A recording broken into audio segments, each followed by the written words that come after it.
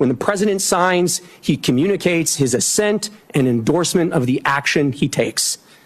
The Autopen is a device that signs the president's signature to a document. The oversight project, of which I am a board member, has discovered that the Biden White House deployed an Autopen to affix President Biden's signature to pardons, prison commutations, executive orders, and presidential proclamations. The Oversight Project's research has found that the Biden White House first deployed the Autopen to affix President Biden's signature to a proclamation on day 5 of his administration, and that there were at least 3 different Autopen signatures in use throughout President Biden's tenure in the White House. In June 2022, the Biden White House began deploying the Autopen to sign clemency warrants and executive orders. Autopen use skyrocketed from there. We found that of the 51 clemency warrants issued during the Biden presidency, over half, 32 in total, were signed with an Autopen. And these include some of the most controversial acts of clemency of the Biden presidency, including death row commutations and the preemptive pardons of members of the Biden family, Dr. Anthony Fauci, General Mark Milley, and more that were issued in the final days of the Biden presidency. We reviewed President Biden's schedule in his publicly available media and were unable to find any record of President Biden's personally approving these actions, such as a statement issued by the president himself to reporters. An email from President Biden's top career official, one of Merrick Garland's most trusted guys at the Department of Justice. And so essentially on January 17th, Biden issued, allegedly, because, you know, it's the Autopen after all, historic levels of 2,500 plus pardons and commutations of what he called nonviolent drug offenders. Fast forward to the next morning, Saturday morning, the senior DOJ, Bradley Weinsheimer, sends a lengthy and pointed email to the White House. And I'll just pause right there. If you've worked in D.C., you're familiar. You don't put those things in writing unless you feel really strongly. We have a saying around here that, you know, that could have been a phone call. So this guy felt so strongly what was happening was wrong. He, whether it was a CYA on his end or trying to keep his bar license or a patriotic duty, I don't know.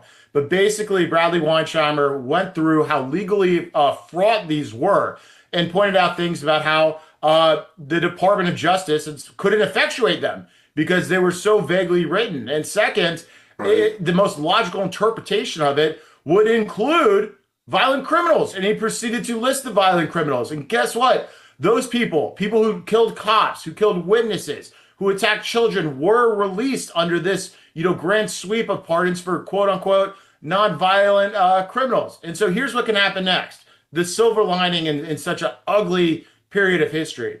Since Biden commuted some of these sentences, which means shortening them, some of them are still in federal prison. And, you know, we've been long asking for the DOJ to take a hack at this Autopen mess. And I think the cleanest shot they could take to get started is to not release any more of these individuals. And they don't have to agree with the Oversight Project to do it. They can agree with Biden's own Department of Justice. Yeah. Goodness gracious. Okay, so I just want to be clear. The issue of constitutionality, does it lie with the volume of pardons, the nature of the crimes, the manner in which it was done, obviously via Autopen, all 3 other things? Where does the constitutionality issue hit? Yeah, first and foremost, on the issue of the Autopen, whether Biden was aware of who he was pardoning. Only Biden, only the president can issue a pardon. President Biden admitted to the New York Times about a month ago in response to the volume we turned up on this investigation that he did not go through and issue these commutations or pardons. He said broad categories and then had staff go in and fill in the blanks. Enter the Autopen. And so in Biden's own words, they're entirely unconstitutional. Second to that, what this DOJ lawyer is saying is you can't even enforce these because of the vagueness of the document that purported to be from the president and what its interpretations would be. It was, in other words, without legal meaning. You couldn't effectuate it. And so even if the pardons were constitutional, they were still unworkable.